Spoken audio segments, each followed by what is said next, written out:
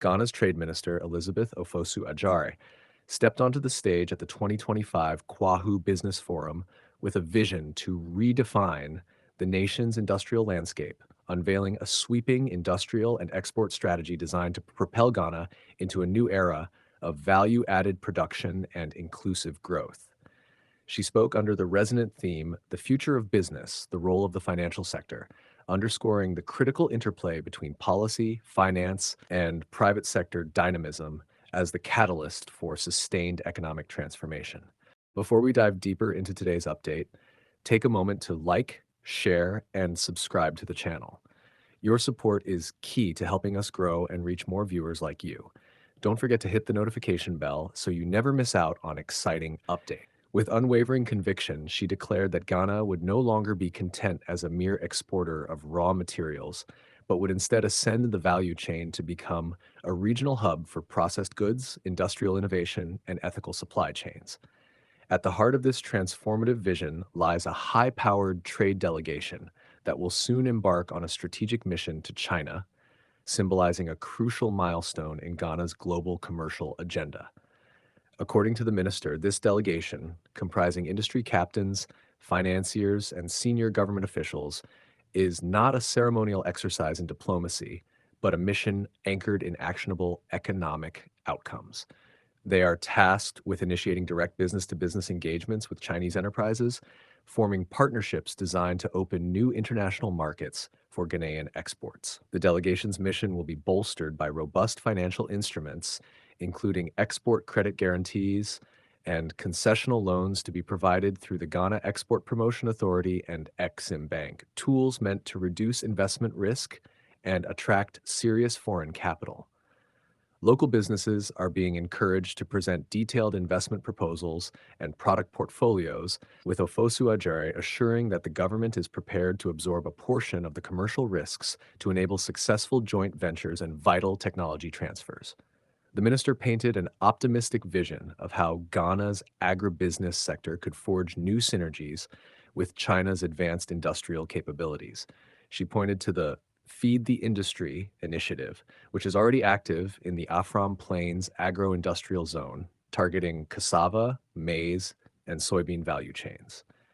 This program is envisioned to benefit enormously from Chinese expertise in large-scale mechanized farming, post-harvest processing, and integrated logistics. The goal is to reduce post-harvest losses, improve product quality to meet international benchmarks, and lower production costs through economies of scale. Farmers will not be left behind. They will receive access to modern inputs, training, and market linkages to ensure that their produce flows seamlessly from farms into industrial processing pipelines geared for export. Beyond agribusiness, the minister's strategy encompasses other high-potential sectors such as garments and pharmaceuticals, which are prioritized under the Accelerated Export Development Program.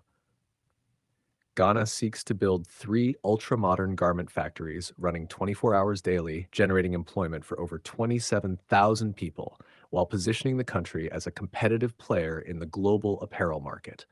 Chinese firms, with their mastery of lean manufacturing and global distribution networks, are seen as ideal partners for scaling up this sector.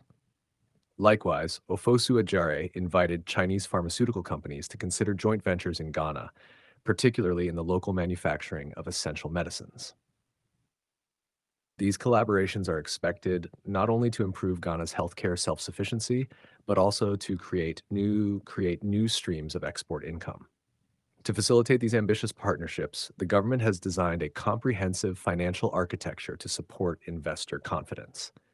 Export credit guarantees will offer protection against potential losses on export sales, while low-interest financing will be available for critical capital investments, such as equipment, factory buildings, and labor training.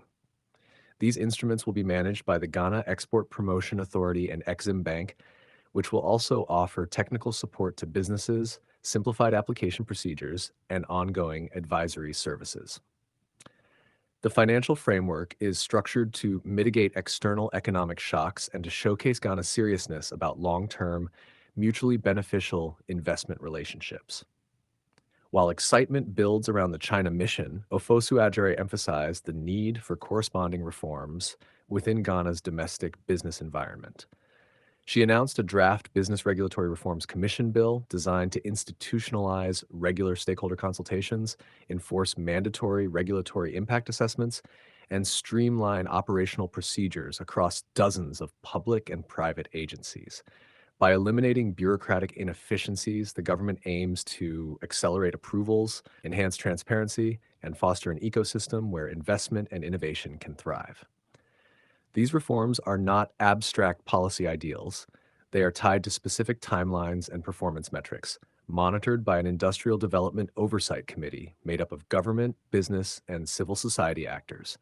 This body will publish quarterly updates, track progress, and recommend course corrections when targets are missed.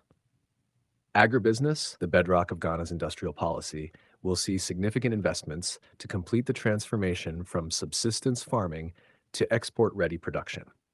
In the Ephraim Plains agro-industrial zone, new infrastructure including mechanized farming systems, cold storage facilities, and quality assurance laboratories is under development to support the processing of major crops like cassava, maize, and soybean.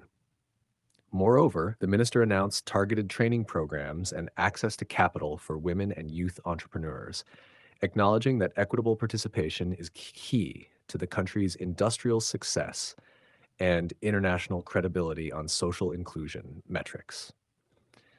In her address, Ofosu-Adjare acknowledged the hurdles faced by previous industrial efforts, including the underwhelming outcomes of the 2019 National Industrial Revitalization Program, which suffered from infrastructure gaps and inadequate financing. These lessons have informed the new strategy, which now pairs each initiative with clearly defined goals and accountability mechanisms.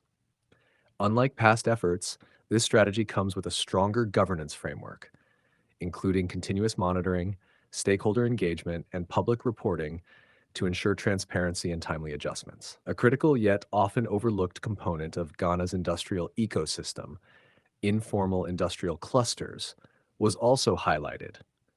The minister pointed to Swam Magazine, a long-standing hub of artisanal manufacturing and engineering, as a prime candidate for formalization. Government support will include infrastructure improvements, simplified licensing, and integration into broader export supply chains. By harnessing the ingenuity of local workshops and artisans, Ghana aims to diversify its manufacturing base and build a more inclusive industrial economy.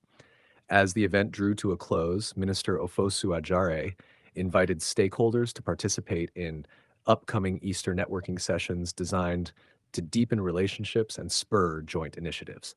She concluded with a rallying call for shared responsibility and coordinated effort, declaring that the future of Ghana's economy hinges on partnerships that blend local entrepreneurship seized as international capital and public sector facilitation.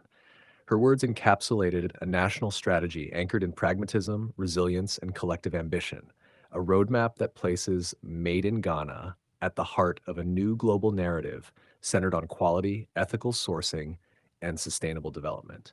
With global demand increasingly favoring transparent and ethical supply chains, Ghana's integrated approach, fusing agribusiness innovation, regulatory modernization, financial incentives, and international cooperation, positions it to seize emerging opportunities in the global marketplace. Now, the responsibility rests with Ghana's producers, workers, and investors to bring this vision to life. Should the determination and strategic clarity witnessed at the Kwahu Business Forum be matched with disciplined execution, Ghana may well transition from a raw material economy into a diversified industrial powerhouse, and the global community will be watching with interest. If today is your first time watching this channel or you are returning to this channel for the exciting content, please subscribe to the channel for more educative and developmental projects across Ghana and Africa as a whole. Do you want to know about the state of a project in Africa? Then make sure to like and comment the name of the project you would like us to talk about and its current state.